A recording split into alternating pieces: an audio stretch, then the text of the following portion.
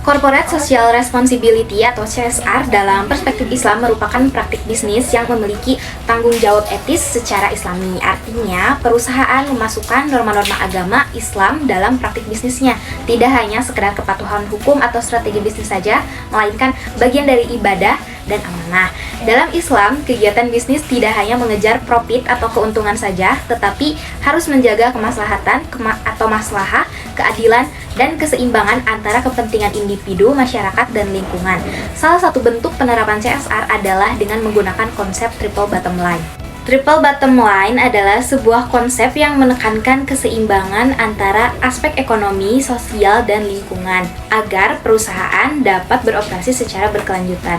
Triple bottom line terdiri dari 3 unsur. Yang pertama ada profit atau keuntungan, yang mana aspek profit atau keuntungan pada sebuah perusahaan umumnya lebih menekankan untuk menghasilkan keuntungan sebesar-besarnya dengan tetap memperhatikan aspek sosial dan lingkungan. Dalam ajaran Islam, profit atau keuntungan tidak hanya sebuah keuntungan duniawi saja, tetapi sebuah keberkahan yang mendukung kesejahteraan bersama dan diridhoi oleh Allah Subhanahu wa taala. Yang kedua, people atau masyarakat sosial. Aspek people dalam perusahaan umumnya menekankan pada tanggung jawab perusahaan terhadap sumber daya manusia sesuai dengan prosedur ketenagakerjaan. Dalam ajaran Islam, perusahaan harus adil kepada karyawan, peduli terhadap masyarakat melalui Jiswab, dan mesejahterakan masyarakat melalui program-program seperti pembiayaan UMKM. Yang ketiga ada plan atau lingkungan. Sebuah perusahaan dalam aktivitasnya akan berinteraksi dengan lingkungan sehingga akan berisiko terjadinya kerusakan lingkungan. Maka dari itu perusahaan harus menjaga kelestarian alam. Manusia termasuk dalam kesatuan alam yang membutuhkan alam sehingga harus menjaga lingkungannya agar hidup berdampingan dan tunduk kepada Allah Sang Maha Pencipta. Maqasid al-Syariah adalah tujuan-tujuan dalam ajaran Islam yang ditetapkan oleh Allah Subhanahu wa taala untuk menolak segala kerusakan dan mewujudkan kemaslahatan kebaikan. Maqasid al-Syariah mencakup 5 pokok, yaitu 1. Hifz ad-din, menjaga agama, artinya CSR syariah memastikan aktivitas tidak melanggar prinsip halal dan haram. 2. Hifz an-nafs, itu menjaga jiwa, artinya dalam CSR syariah perusahaan wajib menjamin hak hidup manusia secara layak seperti keselamatan kerja atau fasilitas kesehatan. Yang ketiga ada hifz al-aql, menjaga akal. Perlindungan akal berkaitan dengan kesehatan akal, kebebasan berpikir, kecerdasan akal, berpikir benar, dan menciptakan inovasi baru seperti pemberdayaan pendidikan dan beasiswa. Yang keempat ada hifz an-nasl atau menjaga keturunan. Perusahaan bertanggung jawab untuk mendukung keberlangsungan keluarga dan generasi mendatang seperti memberi dukungan keluarga karyawan, adanya cuti melahirkan, dan perlindungan anak dan perempuan. Yang kelima adalah hifz al-mal atau menjaga harta. Perusahaan bertanggung jawab untuk menjaga dan mengelola harta secara adil, halal, dan bermanfaat melalui zakat perusahaan, wakaf produktif, pemberdayaan ekonomi masyarakat seperti mendukung UMKM lokal dan penciptaan lapangan kerja. Selanjutnya ada zakat perusahaan, wakaf produktif, interaksi CSR dengan SDGs, dan digitalisasi Jiswab. Zakat perusahaan adalah salah satu bagian dari sistem ekonomi Islam dan juga merupakan salah satu rukun Islam. Poin ketiga, secara bahasa, zakat berasal dari kata jaka yang berarti berkah, tumbuh, bersih, dan baik. Zakat juga telah ditentukan 8 kelompok siapa saja orang yang berhak menerimanya. Yang pertama ada fakir, yang kedua miskin, yang ketiga amil, yang keempat mualaf, yang kelima gorimin, yang keenam fisabilillah, yang kedelapan ibnu sabil.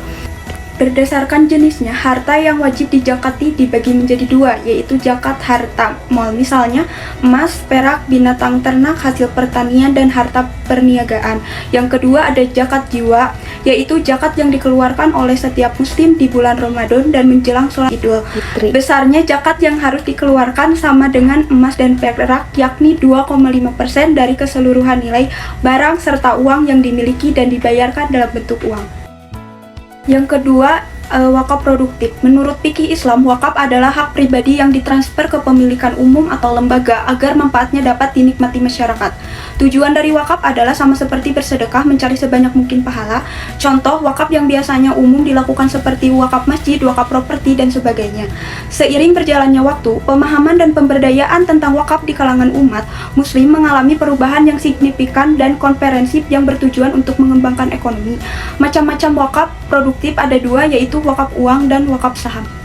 Integrasi Corporate Social Responsibility atau CSR dengan Sustainable Development Responsibility atau SDGs. Integrasi CSR dengan SDGs sejalan dengan prinsip Islam karena menekankan maslahah dan mencegah mafsadah. CSR dalam Islam dipandang sebagai ibadah jika memberi manfaat, dengan SDGs sebagai panduan agar program berdampak luas dan berkelanjutan. Bagi bisnis syariah, hal ini memperkuat kepercayaan melalui transparansi, keadilan, dan amanah, sekaligus mendukung ekosistem ekonomi Islam berkelanjutan lewat instrumen seperti zakat, wakaf, dan green sukuk. Bentuk komitmen etis perusahaan, memberi manfaat ekonomi, sosial, dan lingkungan Islam CSR. Tanggung jawab sosial berbasis nilai Al-Quran dengan surat An-Nahl ayat 90. Tujuannya, menjaga citra perusahaan, memberi manfaat sosial, tetap mencari keuntungan halal. Selanjutnya ada prinsip-prinsip ICSR. Yang pertama ada ketuhanan, bisnis sesuai nilai Allah dengan surat Al-Baqarah ayat 2. Kedua, kepemimpinan adalah hindari riba dan penipuan, surat An-Nisa ayat 58. Yang selanjutnya ada keadilan, kurangi kesenjangan sosial dengan surat An-Nahl ayat 90. Dan terakhir persaudaraan, saling membantu demi pertumbuhan ekonomi bersama, surat At-Taubah ayat 103. Baik, materi selanjutnya adalah digitalisasi Jiswap. Jiswap adalah singkatan dari zakat, infak, sedekah, dan wakaf yang merupakan instrumen penting dalam ekonomi Islam untuk mewujudkan kesejahteraan dan keadilan ekonomi. Zakat adalah kewajiban mengeluarkan sebagian harta untuk mustahik, menyucikan harta dan jiwa. Infak yaitu mengeluarkan sebagian harta di jalan Allah bersifat sukarela, bukan hanya materi. Sedekah yaitu pemberian sukarela berupa harta, tenaga, ilmu, bahkan senyuman dengan ikhlas. Dan terakhir wakaf yaitu menahan harta pribadi untuk kepentingan umum tanpa mengurangi nilai pokoknya. Di era digital yang semakin maju, seluruh sektor mulai berbondong-bondong melakukan digitalisasi sistem untuk mendukung pekerjaan atau bisnis yang sedang dijalani, termasuk dalam sektor pengelolaan keuangan. Penerapan teknologi data dilakukan untuk meringankan tugas dan mempercepat proses kerja. Digitalisasi ini terjadi pula dalam sektor ekonomi dan sosial umat Islam, yakni dalam Jiswap yaitu zakat, infak, sedekah, dan wakaf. Dengan adanya sistem digital ini untuk mempermudah penggunanya, hanya dengan menggunakan gadget dari rumah sudah bisa berdonasi dengan beberapa klik saja. Fitur yang digunakan memungkinkan penggunanya untuk bisa melakukan kapan saja dan di mana saja sesuai dengan kenyamanan mereka. Selain itu, platform ini menyediakan berbagai pilihan dalam metode pembayaran yang dapat memberikan fleksibilitas kepada pengguna dalam berdonasi, juga membantu meningkatkan kepercayaan masyarakat terhadap lembaga pengelola. Beberapa contoh platform digitalisasi yang dapat digunakan dalam Jiswap yaitu Bajnas, Dompet Duapa, Kitabisa, dan Rumah Zakat. Selain itu, Jiswap memiliki fitur di platform e-commerce seperti Tokopedia dan Blibli, dompet digital, dan link aja syariah, dan aplikasi perbankan seperti BSI. Untuk mempermudah dan meningkatkan kepercayaan mujaki, platform-platform ini menawarkan fitur seperti kalkulator zakat, pembayaran melalui kris, laporan real-time, dan sertifikat donasi. Selanjutnya ada tantangan Jiswap di era digital. Yang pertama ada keamanan data dan privasi. Dengan semakin banyaknya transaksi Jiswap yang dilakukan secara online, risiko dan keuangan data pribadi meningkat. Keamanan cyber menjadi prioritas utama dari serangan seperti peretasan atau kebocoran data yang dapat merugikan donatur. Yang kedua ada transparansi dan akuntabilitas, yaitu faktor ini sangat penting untuk membangun kepercayaan publik terhadap pengelolaan Jiswap. Yang ketiga ada peningkatan persaingan.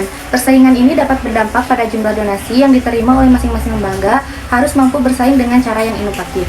Yang keempat ada ketergantungan pada teknologi. Masalah teknis seperti gangguan server atau kerusakan perangkat lunak dapat mempengaruhi operasional pengelolaan zakat. Dan yang terakhir ada variasi literasi digital. Lembaga Jiswap perlu menyediakan panduan yang jelas dan menawarkan berbagai metode pembayaran untuk memastikan aksesibilitas yang lebih baik bagi semua segmen masyarakat.